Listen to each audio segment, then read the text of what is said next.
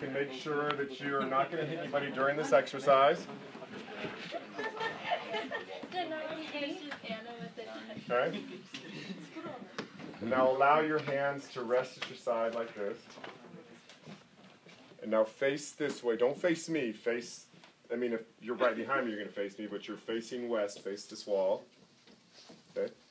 Now point your right arm straight out. Point about shoulder height. Pointing straight ahead. I'm going to turn around and look at you. Okay, good. And now you're going to bring your arm back like I am. Bring it back, bring it back. You start by pointing straight out to the side. Keep your fingers shoulder height. Keep bringing it back. Keep bringing it back. Bring it back until it doesn't go back any further. Okay? Now this part's important. Look at the point on the wall or whatever you're pointing to. You have to see where you're pointing. Preferably you're not pointing to a person, but that's fine if you are, as long as that person doesn't move.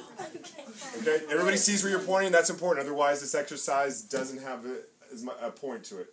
No pun intended. Okay? Now bring your arm back forward, back forward, back forward.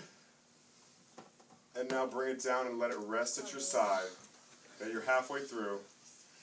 Actually about a third of the way through. Now throughout this exercise, your physical arms are going to be just dangling at your side. Don't put your hands in your pockets. Just let them dangle at your side like that. Good, good, good. Okay.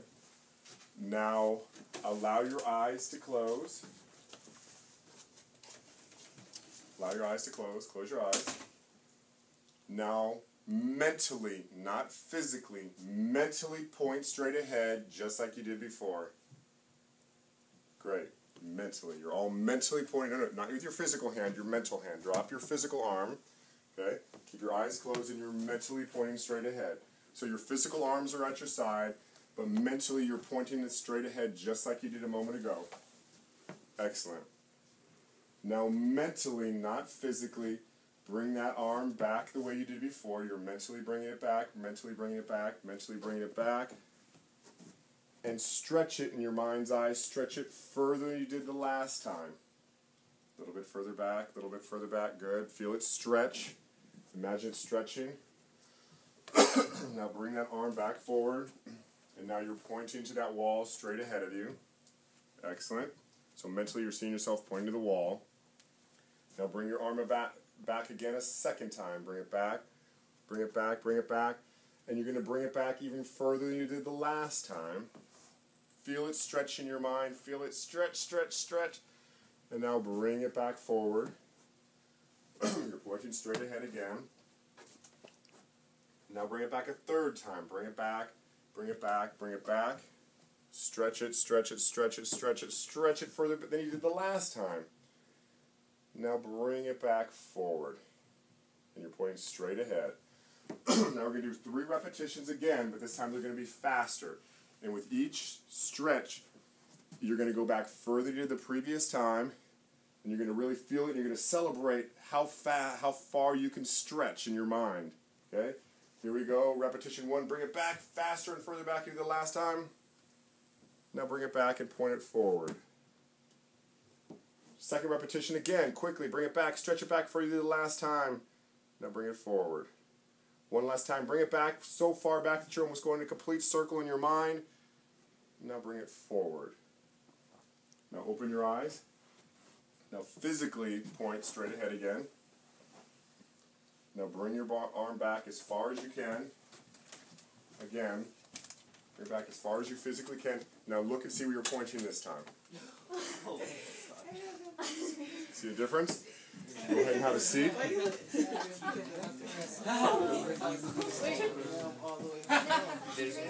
Good. One person said that's crazy. Go ahead and have a seat, guys. Have a seat, and we'll explain.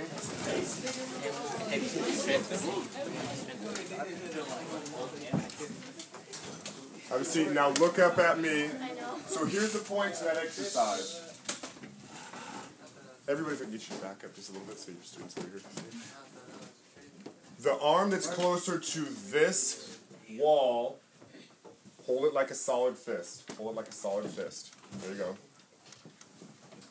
With the arm that's closer to the ag area over there, It's no longer an ag area, but we still call it the ag area. That's hollow.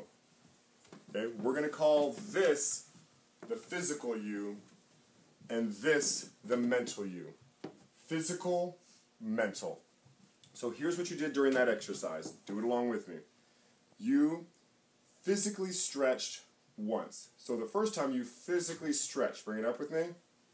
And so your mind goes, oh, okay, that's how far we can stretch. Then I had you close your eyes. And then I had you mentally stretch once. Do it with me. Mentally stretched again. Again. Mentally stretched again. Again. And when you opened your eyes and I said, bring your physical arm back, your physical arm went, do it with me, boom, and followed it. And here's why. Back again. Is this physical or mental? Physical. Physical or mental? Mental. Mental. This physical follows this. Physical follows mental, but mental also follows mental. I'll explain. We're going to call this mental and this mental. Now, we're going to change it up a little bit. We're going to say this is what you think you are. This is mentally what you think you are. Let's say intelligence-wise, performance-wise. You got that? Tell the person next to you what this one is. Quickly, go.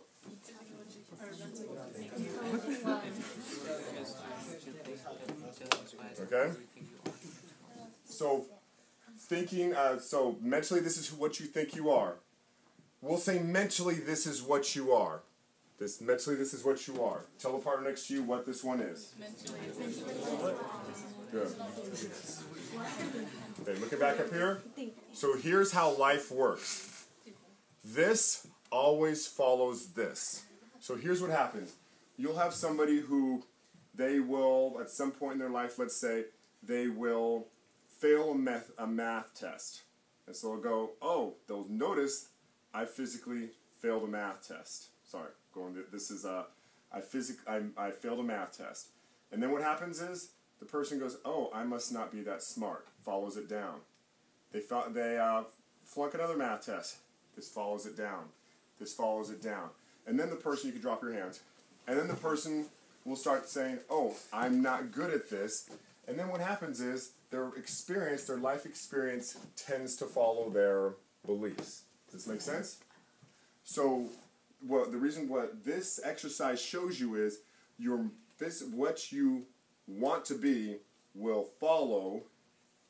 You got to do the work, of course, but this will follow who you think you are.